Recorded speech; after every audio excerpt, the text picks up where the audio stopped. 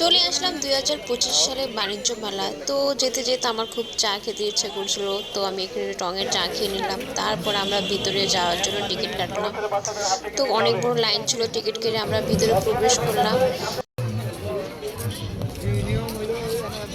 তো মেলাতে অনেক ভিড় ছিল, প্লাস অনেক গরম ছিল। তো আমরা একটা কিয়ামি স্টলে ঢুকলাম। তো এখানে কিছু জিনিস দেখলাম, অনেক সুন্দর সুন্দর কালেকশন এসেছে।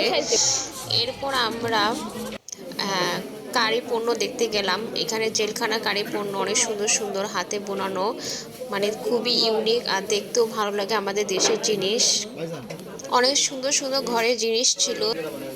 তো কাঠের ও বেতের খুব সুন্দর সুন্দর জিনিস ছিল। তারপর আমরা আইসক্রিম স্টলে গেলাম। তো মেলায় এসেছে আইসক্রিম খাবো না, এটা কি হয়? দেখেন এখানে কত লোভনীয় আচার, মানে দেখে তো লোভ লাগছে আচার দেখে। তো এখানে অনেক রকম খাবার ছিল মেলায়। এরপর আমরা ঘরের জিনিস দেখতে গেলাম, অনেক সুন্দর সুন্দর কালেকশন ছিল মেলাতে। এবার অনেক সুন্দর সুন্দর চাদর এসেছে, আমি যেটা ধরে রাখছি সেটা অনেক সুন্দর ছিল।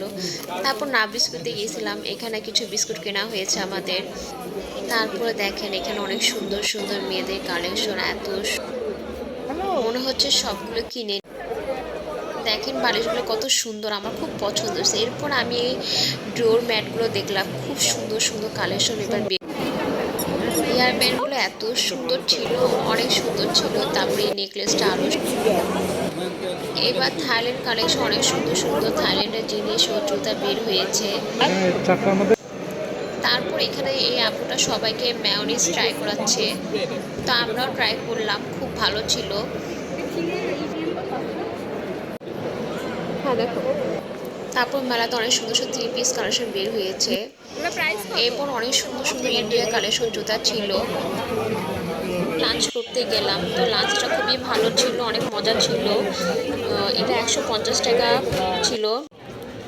এরপর আমরা একটা দই খেলাম। দই খাওয়া শেষে আমরা মেলা থেকে বিদায় নিলাম। আমাদের কাছে অনেক ভালো লাগছে সারাদিন ঘোরাঘুরি। আশা করি আপনারাও ঘুরে আসবেন। আল্লাহ হাফেজ।